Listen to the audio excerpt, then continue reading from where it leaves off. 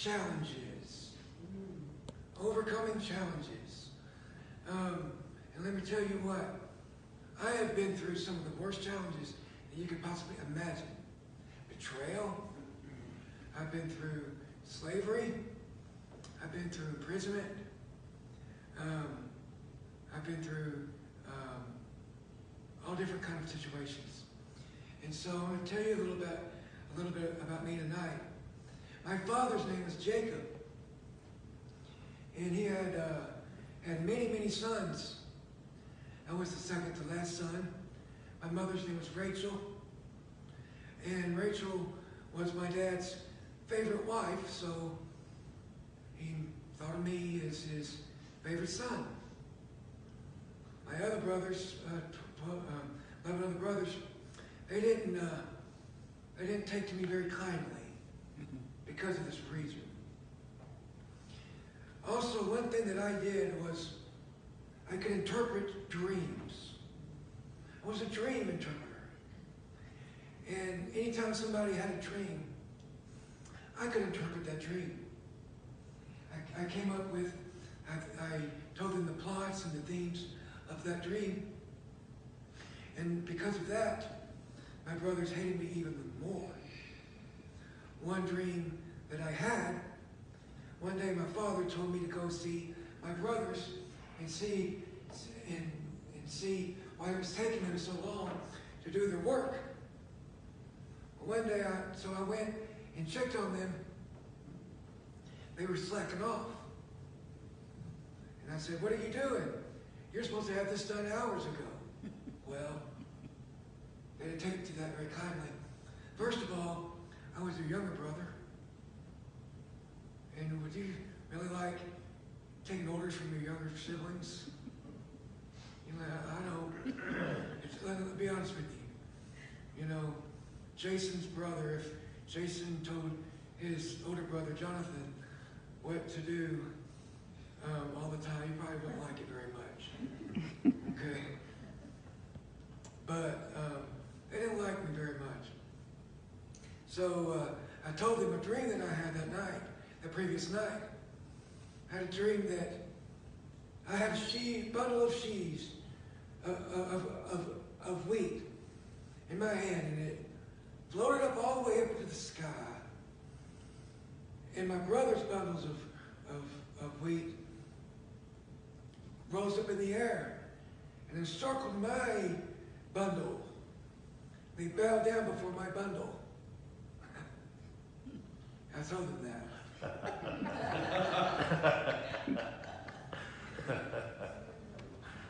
How would you feel if you were my brother? Okay, so you can understand it made me seem a little arrogant. Just a little arrogant. But I really wasn't trying to be. These are visions that God gave me. Amen.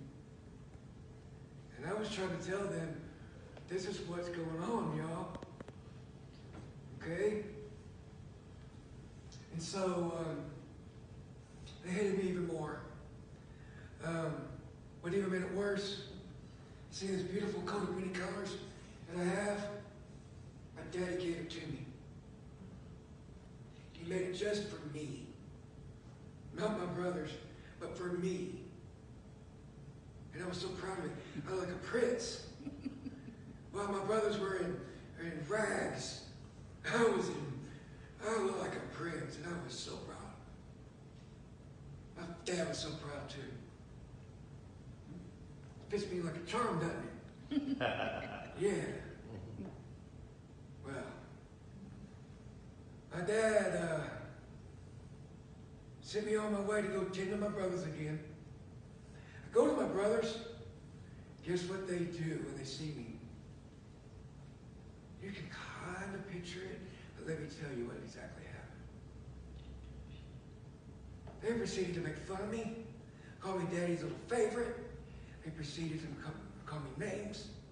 And what they did is they took this robe off of me and they plotted to kill me. My brother Reuben didn't want me to die. He wanted to save me by having them throw me in a well. But that's what they did. They took me and threw me in a well. And as Reuben went away, my brothers plotted to sell me to the Ishmaelites, 20 shekels of silver. This was the first of many obstacles that I had to overcome. But I had God right there with me. You're going to see how God was able to work in my life when you trust Him and you obey His will. Oh, and when you overcome temptations. I'm going to tell you a little bit about that later. But when I was sold to the Ishmaelites, they took me away, and when Reuben came back, said, Where's Joseph? We got to get him back. And they're like, we sold him to the Ishmaelites for 20 shekels of silver. He's like, what are we going to do? They're like, well, let's kill a goat. Let's pour the blood on the goat, take it to Dad and tell him that he was devoured by wild animals. So that's exactly what they did. My dad was devastated. He grieved and grieved and grieved over my supposed death. But you know what? That wasn't the end of my story. I was sold to Potiphar, chief servant of the Pharaoh. And I was such a model slave, did everything I was asked to do as a model slave, and I became head of his household. That's just kind of going from a slave to being the head of the chief servant of the Pharaoh's household. It's a big thing. So I did a great job. Potiphar trusted me. Potiphar trusted me. Let me drink the water real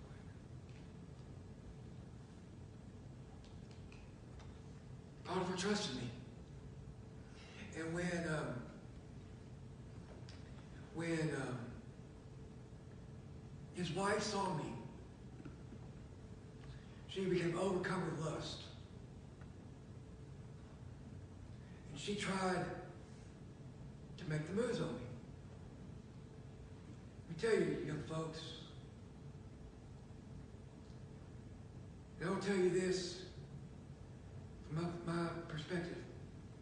If you don't overcome temptations, they'll come back to haunt you. And God will punish you for that. But I overcame it. She made the moves on me, and I said no, and I ran. I ran! She tore my coat, my garment, tore a piece off. Guess what she did? She told her husband. And her husband had me thrown in jail.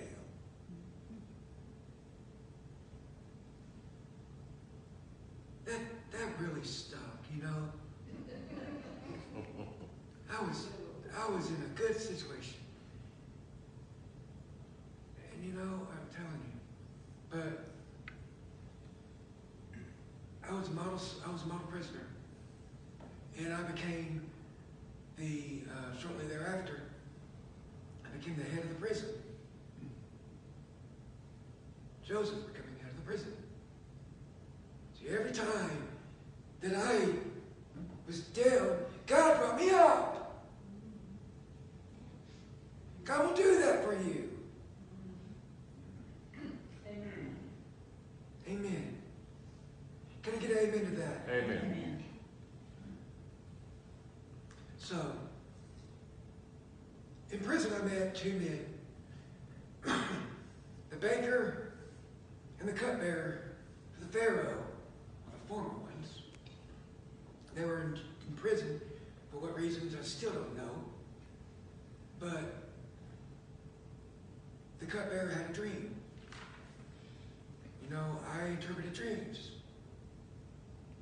That was one of the gifts that I had. And the dream was this.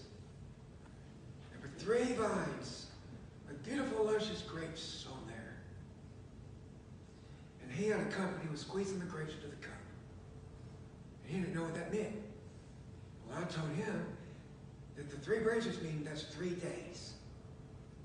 And in 3 days, you're going to be pardoned by the Pharaoh. You're going to be reinstated to your position as cupbearer. Now remember this part, y'all. Remember what I just said there. That's going to come back later on in my story in a big way. The baker there also had a dream as well. And he told me, asked me to interpret it. He said that he had a dream that he had 3 baskets of pastries and breads, and hawks and buzzards came down and ate them all up. And I told him that means 3 days. But unfortunately, I got bad news for you, Mr. Baker. That means you're going to be hanged in 3 days. Just like I predicted. It came true. It came true. My visions weren't just me being arrogant, big folks.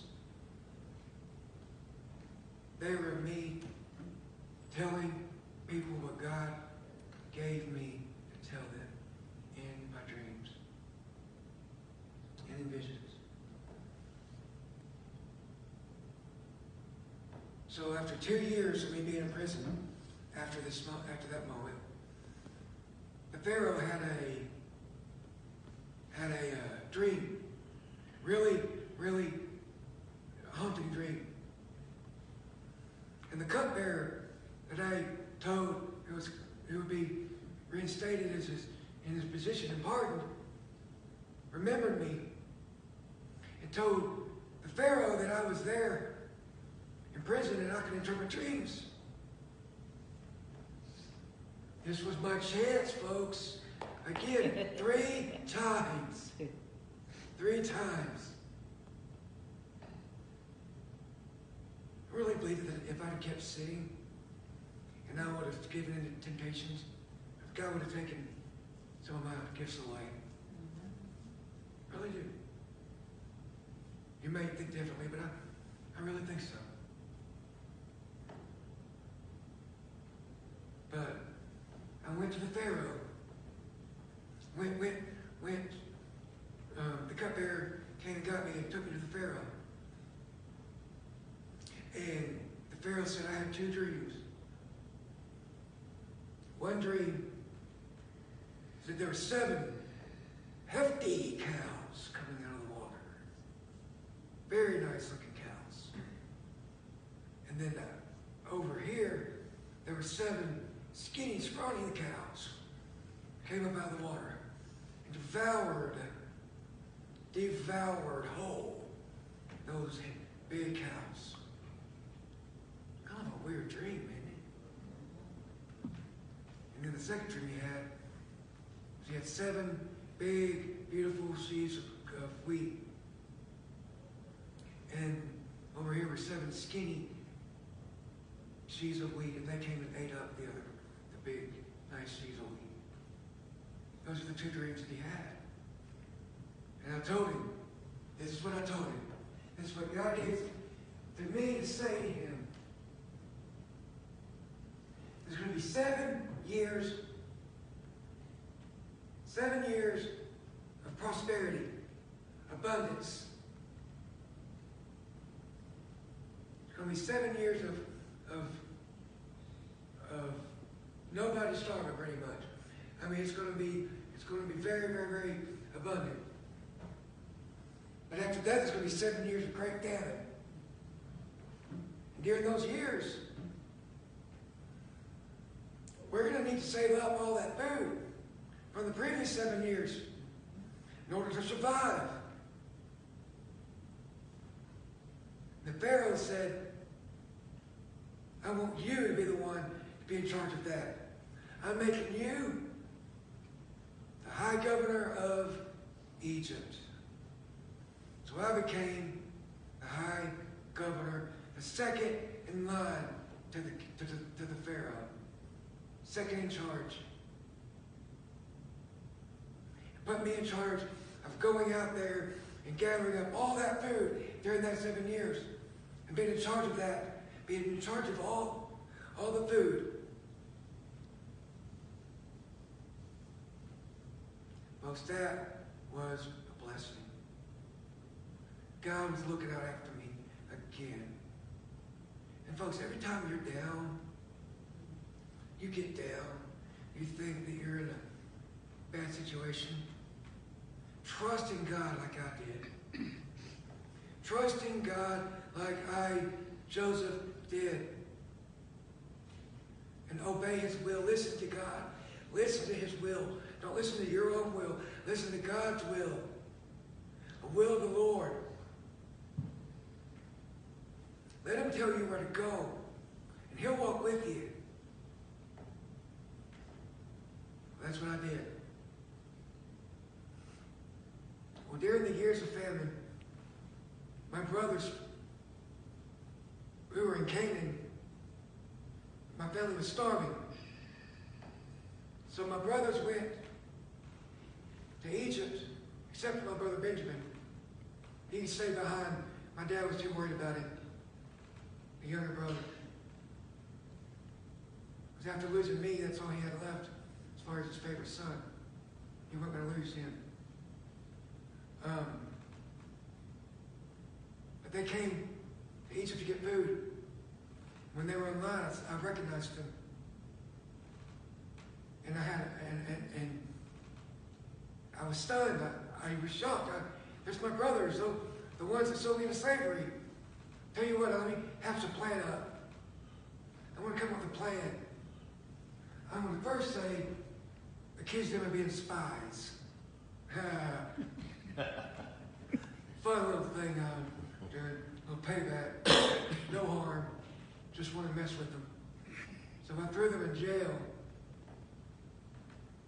And I told them to leave Simeon behind and go get my brother Benjamin. I didn't tell them my brother, but I said, go get your younger brother Benjamin. Okay? So I wanted to see him. That was my way to get to my brother. I wanted to see my brother. My brother Benjamin was my heart. It's my heart. I still love him to this day. He's in heaven now, but I love my brother Benjamin.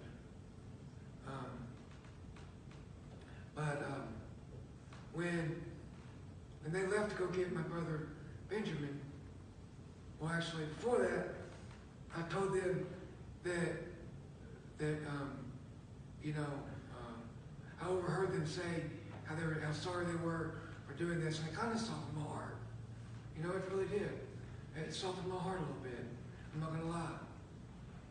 But they went, got my brother Benjamin. And when I saw my brother Benjamin, I had to leave for a little bit because I was overwhelmed with emotion. Just overwhelmed with emotion. When my brother Benjamin, when I went back out, I threw them a big feast. Everything you can think of. The best meats, the best breads, pastries, the best spices, everything that they could think of. And it was a party in their honor. It was a joyous time for me. I put my governor's cup in my brother Benjamin's sack.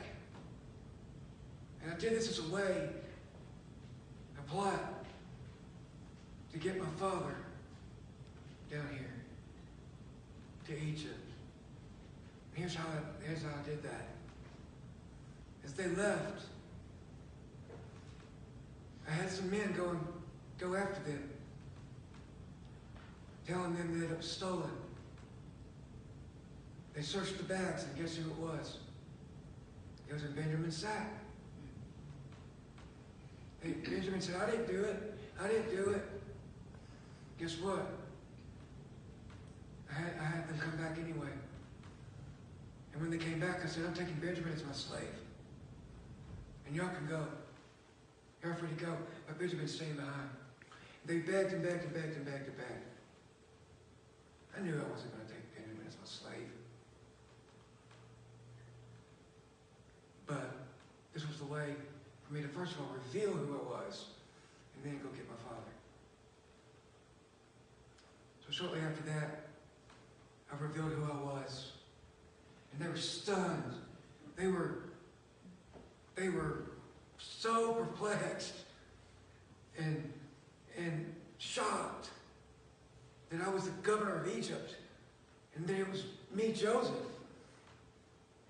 And guess what they did? They bowed before me. Just like I said.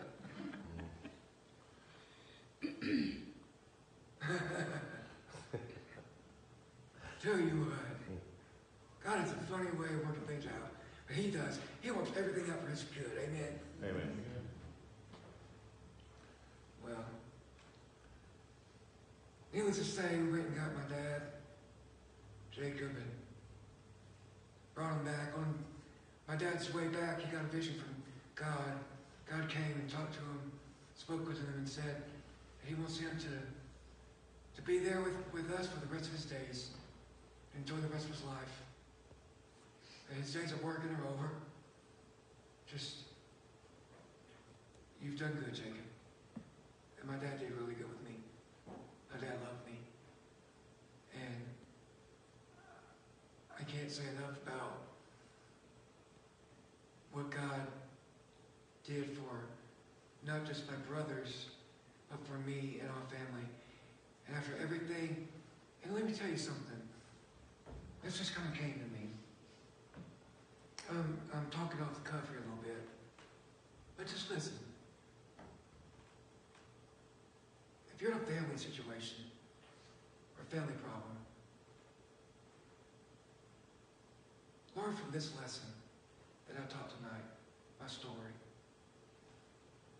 Forgiveness can solve anything. Forgiveness changes lives and families.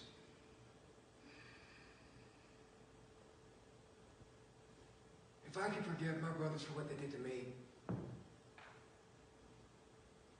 surely you can forgive your siblings or family for things that they may have done. And that includes your church family too. Neighbors. Anybody that does you wrong. So redemption, forgiveness, love, overwhelming faith in God, overcoming temptations. That's the heart of my story tonight. Thank you for listening.